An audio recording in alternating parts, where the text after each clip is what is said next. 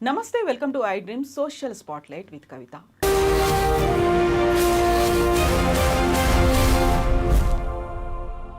తెలుగు రాష్ట్రాల్లో అఘోరీకి సంబంధించి బోల్డ్ అన్ని వార్తలు వినిపించాయి, చూస్తూ వచ్చాము. అందులో విచిత్రమైనటువంటి వాదనలు కూడా కనిపించాయి.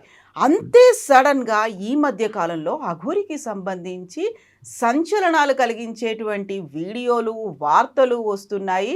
కిడ్నాప్ చేసింది అనేటువంటి ఒక మాట వినిపిస్తోంది పేరెంట్స్ దగ్గర నుంచి. అయితే అఘోరీకి సంబంధించి గతంలో చేసినటువంటి వాదనలు ఏమయ్యాయి? సనాతన ధర్మ పరిరక్షకురాలన్నారు, అఘోరీ మాత అన్నారు, తను దీక్ష తీసుకుంది, తపస్సు చేసింది అన్నారు. బట్ ఇప్పుడు వెలుగులోకి వచ్చినటువంటి విషయాలు వాస్తవమేనా?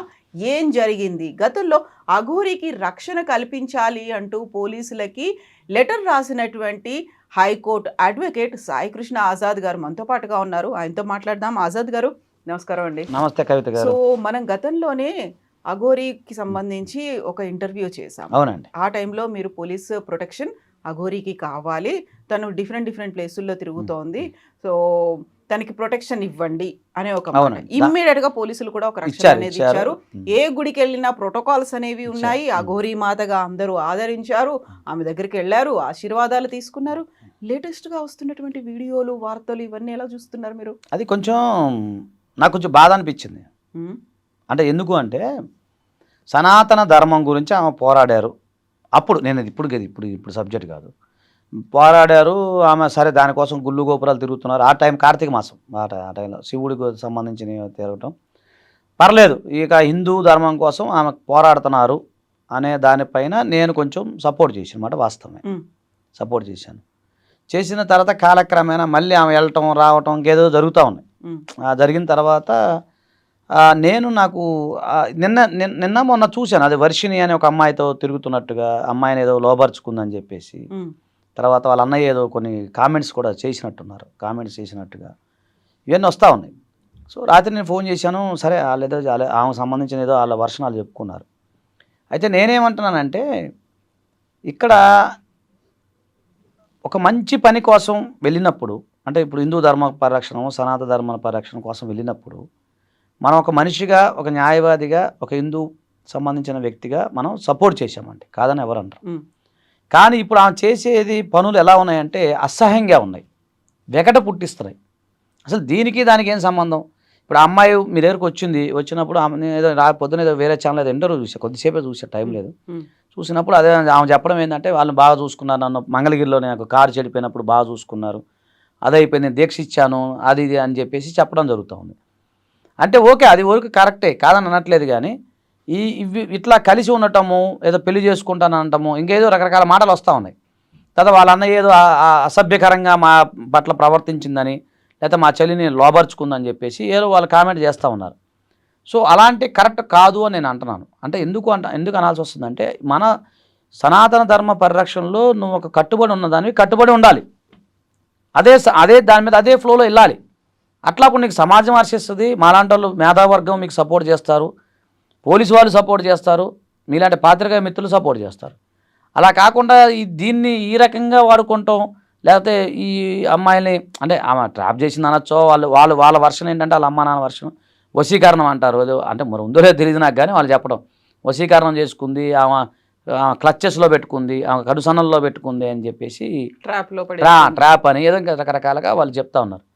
కాకపోతే ఆ అమ్మాయి వర్షిణి అనే అమ్మాయి ఏం చెప్తుందంటే, నేను మేజరు 23 years అంత అమ్మాయి అనుకుంటా, నేను మేజరు, నేను ఎవరితోనే ఉండొచ్చు, నేను ఉంటాను, నాకు ఆమె దీక్ష ఇచ్చింది అన్నప్పుడు మనం ఏం చేయలేం. నేను ఏం చేయలేను, వాళ్ళ పేరెంట్స్ కూడా ఏం చేయలేరు. ఎందుకంటే భారత రాజ్యాంగం ఇచ్చిన హక్కు అదే. వర్షిణి అన్న అమ్మాయికి భారత రాజ్యాంగం ఇచ్చిన హక్కు, అమ్మాయి మేజర్ అయిన అమ్మాయి ఆ మాతతో ఉండొచ్చు, అంటే అఘోరితో కూడా ఉండొచ్చు, అఘోరి మాతతో ఉండొచ్చు. దానికి మనం ఏం చేయలేం కదా మేడం, చట్టం అలా ఉన్నప్పుడు. దీన్ని ఇంకో కోణంలో చూసి తప్పురా బాబు అని చెప్పడం తప్ప మనం ఏం చేస్తాం మేడం? అడ్వకేట్ సాయికృష్ణ ఆజాద్ గారు, అఘోరీ మాత సనాతన ధర్మ పరిరక్షకురాలు, తనకి ఒక ఆపదలు ఉన్నాయి, తను ప్రతి చోట తిరగడానికి ఒక ఫ్రీ ప్యాసేజ్ ఇవ్వాలి, ప్రొటెక్షన్ ఇవ్వాలి అని నమ్మినటువంటి సాయికృష్ణ ఆజాద్ గారు ఆ రోజు పోలీసుల దగ్గరికి వెళ్ళారు, లెటర్లు పెట్టారు, డీజీపీలతో మాట్లాడారు. ఇవన్నీ అయిన తర్వాత ఎస్పీలకు కూడా ప్రత్యేకమైనటువంటి ఆదేశాలు వచ్చాయి. అక్కడి దాకా మీకు సనాతన ధర్మ పరిరక్షకురాలు అనిపించింది తను. ఆ తర్వాత కూడా అనిపించింది ఆ ప్రోటోకాల్స్తో దేవాలయాలకు వెళ్ళడం, ఆ తర్వాత ప్రతి ఇష్యూ గురించి తను మాట్లాడింది. రేప్ అయిన సంఘటన కావచ్చు, అవునవునవును సోషల్ ఇష్యూస్ ఏమున్నా కానీ తను ఇమ్మీడియట్ గా ఏదో రెస్పాండ్ దర్గా గురించి కూడా ఏదో మాట్లాడారు, అది ఏ ఉమ్, ఊరు నాకు గుర్తు రావట్లేదు. ఉమ్, కరీంనగర్ దగ్గర ఏదో దర్గా తీసేయాలి గుడిలో అని చెప్పి ఉమ్. అంట. అది ఓకేనండి, నేను అదే అంటున్నా కదా, అలా మంచితనం వెళ్ళినప్పుడు ఎవరైనా సపోర్ట్ చేస్తారు కదండి. అప్పుడు సపోర్ట్ చేయడమే కాదు, మీరు ఆవిడతో మాట్లాడారు కూడా మాట్లాడాను, కదా. అవును ఆ, మాట్లాడాను. మనం అప్పుడు దాంట్లో మిమ్మల్ని ఒక మాట్లాడాను. బాబు అని ఆ, ఆ, సంబోధించినట్టుంది. అవును బాబుగా, అవునా? బాబు అని సంబోధించింది, అవును బాబు అని సంబోధించింది. ఉమ్. అన్ని బాగానే ఉన్నాయి. చాలా గ్రేట్ఫుల్ గా ఒక గ్రాటిట్యూడ్ ఆ, అనేది కూడా ఆ, కనిపించింది, థ్యాంక్స్ కనిపించింది. అనేవి ఆ, అందులో ఆ, వినిపించాయి, వినిపించింది. ఇవన్నీ అయ్యాయి. ఇప్పుడు సడన్ గా ఇంకొక అవతారం, ఇంకొక రూపమా, లేకుంటే లోపల ఉన్నటువంటి ఇంకొక దాన్ని షేడ్ అంటారా, ఏదో బయటకు వచ్చిన తర్వాత మళ్ళీ మాట్లాడారా ఆజాద్ గారు? నిన్న నేను మాట్లాడాను, ఉమ్, మాట్లాడి ఏం జరిగింది ఏంటంటే చెప్పట్ల విషయము అంతా నా ఇష్టం అన్నట్టుగా అంటున్నారు. ఉమ్, దాని మీద అడిగి ఏంటి ఇలా జరుగుతుంది, ఆ రోజు అంతా మంచిగా సనాతన ధర్మం గురించి బాగా మాట్లాడారు మీరు, నేను సపోర్ట్ చేశాను, ఒక హిందూ ధర్మ పరిరక్షకుడు అని మీరు అన్నారు, నాకు చాలా హ్యాపీ అనిపించింది. మీరు అంటారు కానీ అన్ని బాబు అంటది, ఆమె బాబు అయ్యా అని అంటది, ఉమ్, అలా అంటది, అంత తండ్రి అంటది ఒక్కోసారి. అంత మంచిగా మాట్లాడి ఏంటి ఇలా జరిగింది అని నేను అన్నా నేను ఇట్లా జరిగింది, ఇదేం పద్ధతి, నువ్వు చేయాల్సింది చాలా, లోక కళ్యాణం చాలా ఉంది, ఉమ్, ఇది చేసుకొని ఇదేంటి అన్నప్పుడు ఇంకా ఏమి సమాధానం ఏం చెప్పలేదు, ఫోన్ పెట్టేశారు. ఇక కంటిన్యూ చేయలేదు, ఫోన్ కట్ చేశారు. మనం అయితే చేస్తే ఫోన్ కట్ చేస్తూ ఉన్నారు. సరేలే మరి అది ఆ వ్యక్తిగత విషయం మళ్ళీ ఒకసారి ట్రై చేసి చూస్తారా? చేయమని నాకు ఎలాంటి అభ్యంతరం లేదు, మీరు పర్మిషన్ ఇస్తే యా, ఇప్పుడు చేద్దాం. ఎందుకంటే ఆ టైంలో నాకేం తనేదో అభ్యంతరం లేదు. లోక కళ్యాణం కోసం వచ్చింది అని మీరు అనుకున్నారు, లేకుంటే అనుకున్నాం కదా, నా టయాన్ని కూడా, విలువైన సమయాన్ని కూడా ఖర్చు మనం very time first time waste తను బయటకు వచ్చి మీడియాతో మాట్లాడింది ముత్యాలమ్మ గుడికి సంబంధించి. Yes, అక్కడ yes, విగ్రహ అది ధ్వంసం అది జరిగింది, అది అపచారం జరిగింది, మనం అంతకుముందు చూడనటువంటి ఒక విషయం జరిగింది అనే దాంతో. సో మీరు ఇప్పుడు అఘోరి మాతకి కాల్ చేస్తున్నారు. ఆమె కదా అఘోరి మాత, అవుదే నెంబర్. మీరు కాల్ చేస్తున్న వ్యక్తి సమాధానం అది సో ఎస్, మీరు విషయం ఏంటంటే లోక కళ్యాణం కోసం అంతే అనుకున్నారు, కదండి. అదే ఇప్పుడు మాట మాట్లాడారు. ఒకటండి, మీకు తెలియదే కదా, ఇప్పుడు ఒకసారి మనం ఓపెన్గా మాట్లాడుకున్నాం. మన పరిచయం దాదాపు అంటే మామూలుగా 15 years నుంచి మన స్నేహం, అంటే పరిచయము, మీరు ఒక సిస్టర్గా, బ్రదర్గా, మనం ఎన్నో కార్యక్రమాలు చేశాను. నేను ఒక న్యాయవాదిగా హ్యూమన్ రైట్స్ కేసులు చేశాను, ఎన్నో కేసులు చేశాను, మీకు తెలియదు ఏం కాదు. జోగిని శ్యామల గారిది కూడా మనం చేసాం, మీకు గుర్తుంది కదా, అప్పుడు కూడా లోక కళ్యాణం కోసం చేసాం. అట్లనే ఇది కూడా లోక కళ్యాణం కోసం నా టైం, విలువైన సమయాన్ని నేను కేటాయించి, మేము అసలు మంగళగిరి వెళ్ళి, నేను విజయవాడ వెళ్ళి, మా ఇంటికి వెళ్ళి, అక్కడి నుంచి అక్కడికి వెళ్ళి అన్నీ తిరిగి, ఇక్కడ ఇటు కుదిరితే మంచిర్యాల మా జూనియర్ని పంపించి నా సొంత ఖర్చులతో సపోర్ట్ చేశాం. అది 100% వాస్తవమే. కానీ అది లోక కళ్యాణం కోసం, హిందూ ధర్మ పరిరక్షణ కోసం, సనాతన ధర్మం కోసం ఆమె చేసే ప్రయత్నంలో నా వంతు కర్తవ్యంగా నేను సపోర్ట్ చేశాను. అంతవరకు బాగుంది, సమాజం కూడా హర్షించింది, నన్ను కూడా అందరూ మెచ్చుకున్నారు, అంత బాగోలేంది. ఇప్పుడు ఇలాంటి పనులు చేస్తే నేను సపోర్ట్ చేయను, మీరు అవునన్నా కాదన్నా చేయను. ఇప్పుడు ఎవరినైతే ఆ వర్షిణి అనే అమ్మాయిని తీసుకెళ్ళింది అఘోరి అంటున్నారా, ఆ కుటుంబానికి మీరు రక్షణగా ఉంటారా? వాళ్ళకి అమ్మా లీగల్ హెల్ప్? తల్లి నేను ఓపెన్ చెప్తాను, ఒక సిస్టర్, మీరు నాకు సిస్టర్, మీరు రికార్డ్ చేసుకోండి అవుతోంది. సూపర్. వర్షిణి తల్లిదండ్రులు వచ్చి నా దగ్గరికి వచ్చి, అయ్యా ఇట్లా జరిగిందయ్యా అంటే 100% ఉచిత న్యాయ సహాయం నేను అందిస్తాను. అఘోరి మీ దగ్గరికి రాలేదు, మీరే తనకి చెయ్యాలి అన్నారు. అఘోరి వచ్చి హెల్ప్ అడిగిందా మిమ్మల్ని? ఎప్పుడు? ఆ సందర్భంలోనా? ఆ సందర్భంలో. అప్పుడు ఎస్, ఆ సందర్భంలో ఏం జరిగిందంటే, అంటే నేను అంటే అఘోరి రాలేదు, అఘోరి తరపున ఒక ప్రముఖ జర్నలిస్ట్ గారు, పేర్లు చెప్పకూడదు, మీరు అడగకూడదు, నేను చెప్పకూడదు, ఒక XY జర్నలిస్ట్, ఆయన మంచి ఫ్రెండ్, అన్న అంటున్నాను, మా మధ్య కన్వర్సేషన్లో ఇలా ప్రాబ్లం అవుతుందన్న, అంటే మాది విజయవాడ కదా, ఆంధ్ర కదా, అక్కడ సంబంధించిన ఒక సీనియర్ జర్నలిస్టు, మంచి ఆయన, ఎప్పటి నుంచో మనకి బాగా పరిచయం, మంచిగా ఒక సందర్భంలో కన్వర్సేషన్ వచ్చింది మా ఇద్దరి మధ్య. అది ఆజాదన్న ఎంతోమందికి హెల్ప్ చేసి పెడుతున్నావు కదా నువ్వు, ఎంతోమంది సహాయం చేస్తున్నావు కదా, ఇక అఘోరికి ఇట్లా మొన్న దాడి జరిగిందంట, అట్లా అందరూ ఆ పైనుంచి అఘోరి నుంచి అందరూ, వాళ్ళు సిద్ధయ్య స్వామి కానీ, మనం కానీ, ఇంకా కొంతమంది హిందూ సంఘాలు అందరూ సపోర్ట్ చేశారు, నేను కూడా సపోర్ట్ చేశాను.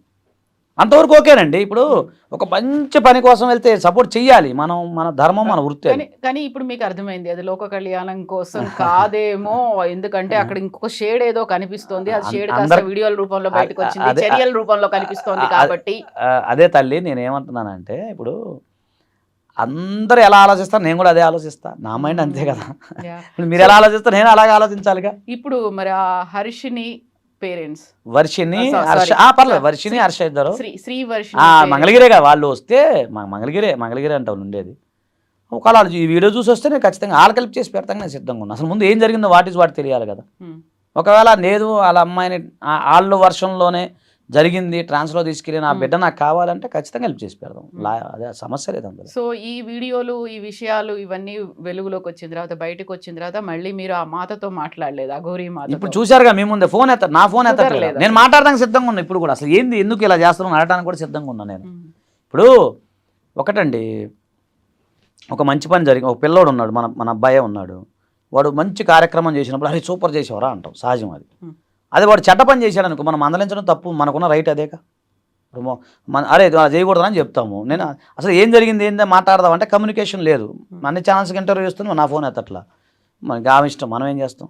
ఒకవేళ ఈ రోజు కనుక ఎత్తితే మాట్లాడతాను నేను, ఏంటి ఇలా ఎందుకు, అసలు ఏం జరిగింది ఏంటి, వాటి ఇదేం పద్ధతి, మీకు చెప్పింది ఏంటి, మేము చేసిన సపోర్ట్ ఏంటి, అందరూ నీకు మీడియా మిత్రులు, మేము హిందూ సంఘం వాళ్ళు చాలామంది నీకు తెలియకుండానే బోల్డ్ మంది ఇండైరెక్ట్గా సపోర్ట్ చేశారు, వీళ్ళందరూ సపోర్ట్ చేశారు, నువ్వేంటి ఇలా చేస్తాను ఖచ్చితంగా నేను అడుగుతా, నేను ఖచ్చితంగా అడుగుతా.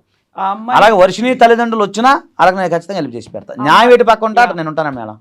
అమ్మాయి మేజర్ కాబట్టి ఆమె డెసిషన్స్ ఆమె తీసుకోవచ్చు, ఎక్కడికైనా వెళ్ళొచ్చు, ఎవరితో అయినా వెళ్ళొచ్చు. కానీ అలా కాకపోతే ఇదే కదా కండిషన్ అక్కడ. చెప్పండి. సో పేరెంట్స్ కి కంప్లైంట్స్ ఉన్నాయి, బలవంతంగా తీసుకెళ్ళింది, ఏదో మాయ మాటలు చెప్పి తీసుకెళ్ళింది అనే దాంతో పాటుగా వాళ్ళ అన్నయ్య ఏదో చెప్తున్నాడు, కుటుంబంలో డిస్టర్బెన్సెస్ ఉన్నాయి, వాళ్ళ అన్నయ్య చెప్పేటువంటి మాటలు ఇవన్నీ చూసిన నాకు తర్వాత కూడా అనిపిస్తుంది. సో ఆ అమ్మాయి ఈజ్ నాట్ ఇన్ సేఫ్ ప్లేసా, సేఫ్ హ్యాండ్సా అనిపించింది అనుకోండి, అప్పుడు తీసుకురావడానికి కూడా చర్యలు అయితే చేయాలి కదా. చేసుకోవాలిగా, ఒక ప్రాణాన్ని మనం రక్షించడం వాళ్ళు అవుతాంగా, తప్పే ఉంది దాంట్లో. ఇంకోటండి, ఒక ఆడపిల్లల్ని పెళ్లి కావాల్సిన అమ్మాయిని అల్లారు ముద్దుగా పెంచుకొని పెళ్లి కావాల్సిన అమ్మాయిని అలా చేస్తే ఏ తల్లిదండ్రులను ఒప్పుకుంటారా? ఇప్పుడు మన ఇంటి ఆడపిల్ల ఉందండి, ఇప్పుడు ఇలాగే వెళ్ళిపోయింది అనుకో, మనం ఊరుకోం కదా మేడం, ఎవరైనా ఊరుకోం కదా, ఎవరు ఆడపిల్లని ఒకటే కదండి. నేను అదే అంటున్నా, అమ్మాయి వర్షిణి వాళ్ళు తల్లిదండ్రులు వచ్చి అయ్యా ఇలా జరిగింది, మీరు ఎలాగ లీగల్గా ఎలా వెళ్తారు ఏంటంటే, నాకు నాలెడ్జ్ మేరకు లేకపోతే ఖచ్చితంగా నేను ఎలా హెల్ప్ చేసి పెట్టి చేస్తాను. లోక కళ్యాణం కోసం ఎప్పుడు నేను ఆజాద్ ఎప్పుడు ఉంటాడు మేడం, మీకు తెలియదు ఏం కాదు, అది ప్రజలందరికీ తెలుసు ఆ విషయం. సాగోరి లోక కళ్యాణాన్ని వదిలేసిన ఆజాద్ గారు మాత్రం లోక కళ్యాణాన్ని వదిలేయారు. అది మన బై బర్తే మా జీన్స్లోనే ఉంది, మనం దాన్ని పోగొట్టుకోలేం.